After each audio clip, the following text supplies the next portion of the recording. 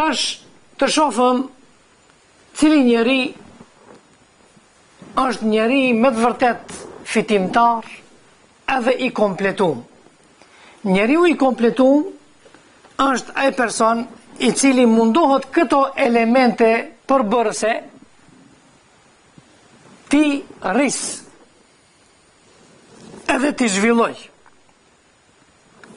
Pra edhe atë duke fillu prej asaj si që e spjeguam, prej asaj në më thënë aspektit të dheut, aspektit shtazarak, se njeriu do më thënë ka cilësi edhe shtazarake, veti shtazarake ka, aspektit tjetër mendor edhe shpirtëror.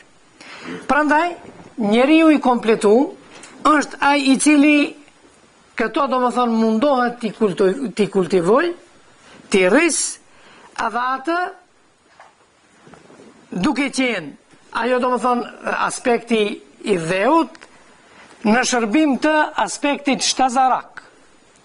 Ajo shtazarak të jetë do më thënë në shërbim të asaj mendor, e ajo mendor të jetë në shërbim të asaj shpirtëror.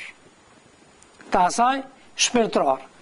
Prandaj edhe atë duke mos i hinë ndërhak as njënës anë, as një aspektit.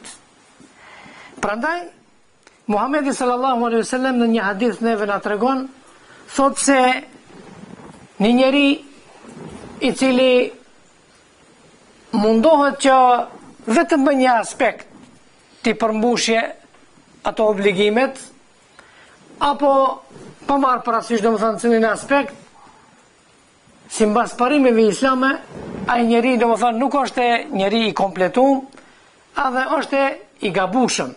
Prandaj kur Muhamedi sallallahu alaihi wasallam e pa se një njeri është tepru tepër në ibadet, është dhënë tepër në ibadet, edhe e ka mundu, e ka shtërngu vetën e vetë tepër aty, atër Muhamedi sallallahu alaihi wasallam i tha ati, fa inna li jasadika alejka haqqa, ke kujdes, trupit tënd i ke hak, do më thënë asaj anës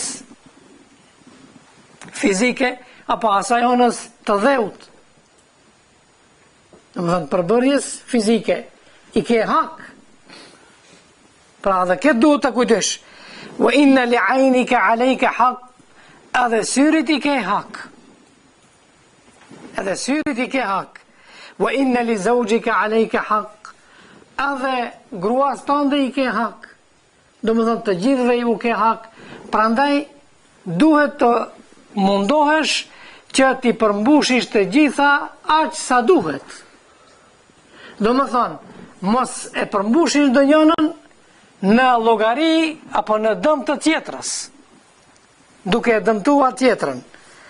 Hadithin të cilin e përmendëm është Buhariu dhe Muslimi, do më thënë e transmeton. Së fundi e kemi edhe dallimin ma kryesor me të cilin Allahu xhaleshanuhu njeriun në përgjithësi do më thonë e ka dallu prej krijesave tjera, është se Allahu xhaleshanuhu edhe e bëni më këmbës njeriun. Edhe ki dallim. Do më thonë e bëni më këmbës. Pra përgjigjes për shfrytëzimin e krijesave të Allahu xhaleshanuhu në sipërfaqen e tokës. Edhe në përgjithësi, do më thonë. Pra, edhe kjo është, do më thonë, një dallim shumë i rëndësishëm, a kjo çka nënkupton? Kjo nënkupton atë se njeriu është përgjigjes për Allahu xhaleshanuhu edhe për ndërtimin e kësaj dunjaje. Edhe për ndërtimin e kësaj bote. Nëse ai nuk e ndërton, Allahu xhaleshanuhu e ka bën më këmbës, atë do më thonë para Allahu xhaleshanuhu del me fajn. Për fat të keq, edhe në këtë aspekt musliman çalojnë. Për fat të keq, Allahu xhaleshanuhu pikse pari, do më thonë muslimani duhet ta ketë atë merit që të jetë më këmbës në sipërfaqen e tokës. Që ai do më thonë ti aftësoj të gjitha krijesat tjera, në shërbimin e njeriut, kuptohet në shërbim të dobishëm të njeriut. Pra, për këtë Allahu xhaleshanu të gjithë e dim ajetin kuranor, ku Allahu xhaleshanu thot wa idh qala rabbuka lil malaikati inni ja'ilun fil ardi khalifa. Dhe kur Allahu xhaleshanu u tha melaqeve, unë do të ve në sipërfaqen e tokës më këmbës.